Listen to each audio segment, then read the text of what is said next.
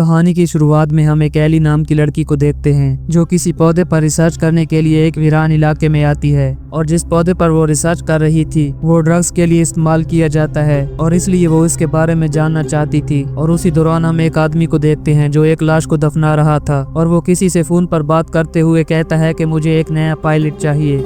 इस बात से ये अंदाजा होता है कि जिसकी लाश वो दफना रहा था वो भी एक पायलट था। और दूसरी तरफ हम फिर से एली को देखते हैं जो उस पौधे की तलाश में उस वीरान इलाके में बहुत आगे निकल आई थी और वहाँ एली को एक एलेक्स नाम की लड़की मिलती है। एलेक्स और एली के दरमियान काफी दोस्ती हो जाती है क्योंकि एलेक्स के फादर उसे ड्यूटी की वजह से वक्त नहीं दे पाते और उसकी माँ भी इस दुनिया में नहीं है। और शाम होने से पहले एलेक्स वापस लौट जाती है और एली दोबारा से अपना काम शुरू रखती है। और शाम होने के बाद एली को लगता है कि उसे वापस जाना चाहिए और उसके सामने एक प्लेन क्रैश हो जाता है और वो फौरन उस प्लेन की तरफ भागती है और उसे पता चलता है कि वो पायलट एक स्मगलर है जो कि नशे की स्मगलिंग करता है। और वो जख्मी हालत में एली को जान से मारने की कोशिश करता है और एली गाड़ी में बैठकर वहाँ से भागने लगती है, लेकिन बदकिस्मती से उसकी गाड़ी का टायर एक बड़े पत्थर से फंस जाता है। वो वहाँ से निकलने की बहुत कोशिश करती है लेकिन नाकाम होती है और उसी दौरान वो स्मगलर भी गाड़ी के पास आ जाता है और वो एली को मारने ही वाला था कि एली उसे कहती है तुम्हें अंदाजा भी है हम कहाँ हैं। और ये सवाल उसने सोच समझ कर किया था। वो जानती थी कि ये उस प्लेन का पायलट है और यकीनन ये रास्ते के बारे में नहीं जानता होगा। और उस स्मगलर को भी ये अंदाजा हो जाता है कि अगर मैंने इसको मार दिया तो मेरा भी यहाँ से निकलना मुश्किल हो जाएगा। और एली उसे कहती है कि मैं इस इलाके के बारे में अच्छी तरह से जानती हूँ। और वो एली से कहता है कि मैं तुम्हें नहीं मारूंगा और तुम मुझे सल्टन सिटी तक लेकर जाओगी। और एली उसकी बात मान लेती है क्योंकि इसके अलावा तो कोई हल भी नहीं था। और वो एली से कहता है कि ये सारे ड्रग्स गाड़ी में रखो और एली मैप को भी उस आदमी से छुपा लेती है। वो नहीं चाहती कि वो मैप उस आदमी के हाथ लगे। और उसी दौरान हम उस आदमी को देखते हैं जो कि लाश को दफना रहा था और दर हकीकत ये आदमी थॉमस के इंतजार में था, लेकिन उसे इस बात का अंदाजा नहीं था कि थॉमस का प्लेन क्रैश हो चुका है। और उसी दौरान हम फिर से एली को देखते हैं जिनकी गाड़ी फिर से उस रेगिस्तान इलाके में फंस जाती है और इस बार भी काफी कोशिश करने के बाद उनकी गाड़ी वहां से नहीं निकलती और उस गाड़ी में एक चाकू भी था। और मौका देखते ही एली वो चाकू उठा लेती है और थॉमस को भनक तक नहीं पड़ने देती। एली कहती है कि सफर बहुत ज्यादा है, जहाँ से पैदल जाने में 2 दिन लग सकते हैं, लेकिन थॉमस के चेहरे पर बेचैनी साफ नजर आ रही थी। वो जल्द अज जल्द उस ट्रक को ठिकाने लगाना चाहता था। और अगले दिन वो ड्रग डीलर भी थॉमस को ढूंढने के लिए रेगिस्तान में निकलता है। इसी दौरान हम एक पुलिस वाले को देखते हैं जिसको खबर मिलती है कि उन्हें एक लाश मिली है। दरअसल वो उसी पायलट की लाश थी जिसको उस ड्रग डीलर ने दफनाया था। और ये पुलिस वाला एली की दोस्त एलेक्स का फादर होता है। और इसी दौरान हम फिर से एली और थॉमस को देखते हैं जो मौके का फायदा उठाते ही वहाँ से भाग जाती है और एली थॉमस पर हमला करती है,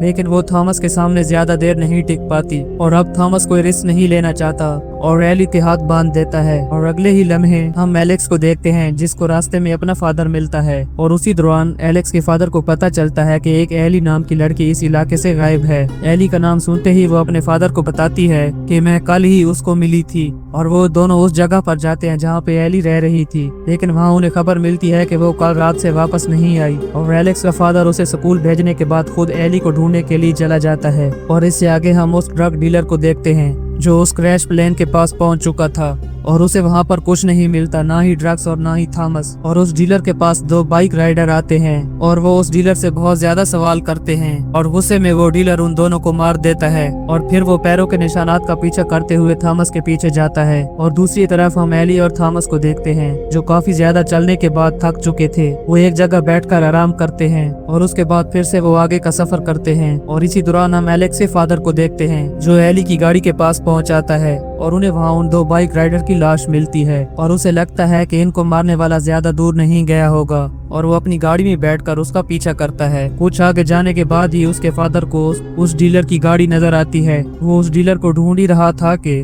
वो डीलर किसी जगह से छुपकर उस पर गोली चला देता है और गोली उसके हाथ पर लग जाती है। और इसी दौरान ये एक दूसरे पर फायरिंग करते हैं और इसी लड़ाई के दरमियान एलेक्स का फादर एक गड्ढे में गिर जाता है। उस डीलर को लगता है कि ये मर चुका है और फिर से वो थॉमस को ढूंढने के लिए निकलता है। और दूसरी तरफ एली और थॉमस एक पहाड़ पर चढ़ रहे थे और रात होने की वजह से वो आग जलाकर एक जगह बैठ जाते हैं। और थॉमस उसे बताता है कि मैं एक टीचर हूँ और मजबूरी की वजह से मैं ये काम कर रहा हूँ क्योंकि मेरे फादर बहुत बीमार हैं और इनके इलाज के लिए काफी खर्चा होता है। दरअसल वो बुरा आदमी नहीं था, बस हालात ने उसे मजबूर कर दिया। और फिर एली उसे अपने बारे में बताती है। वो कहती है कि मेरी एक गलती की वजह से मेरी बहन इस दुनिया से चली गई और उसके बाद उसे घर जाना अच्छा नहीं लगता और इसलिए वो जहाँ वहाँ भटक रही है। और फिर से हम एलेक्स को देखते हैं जो अपने फादर को ढूंढ रही थी और उसका फादर उसे एक गड्ढे में मिलता है और एलेक्स का फादर फिर से उस डीलर के पीछे जाता है और एलेक्स भी एली को ढूंढने की कोशिश करती है। और उसी दौरान एली दोबारा से थॉमस के उठने से पहले वहां से भाग जाती है,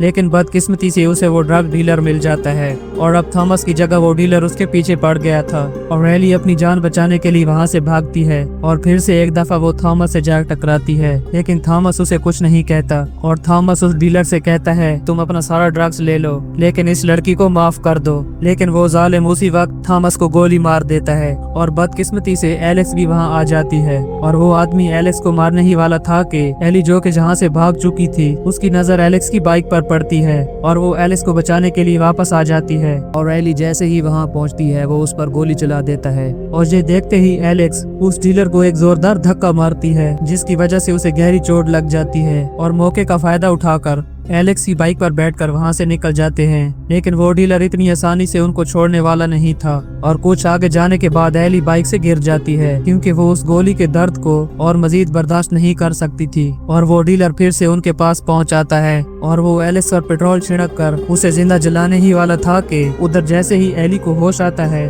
वो इस डीलर की सारी ड्रग्स को जला देती है और वो अपनी ड्रग्स को बचाने के लिए आग को भी नहीं देखता और वो जलती आग में हाथ डाल देता है और वो खुद ही अपनी लगाई आग में जलने लगता है। और इसके बाद हम देखते हैं कि एली को वो पौधा भी मिल चुका था जिस पर वो रिसर्च करने के लिए आई थी। कभी कभी एक अजनबी सफर हमें हमारी असल पहचान से मिलवाता है और कभी जुर्म सीधा आग या कब्र में ले जाता है, क्योंकि सच हमेशा अपना रास्ता बना लेता है।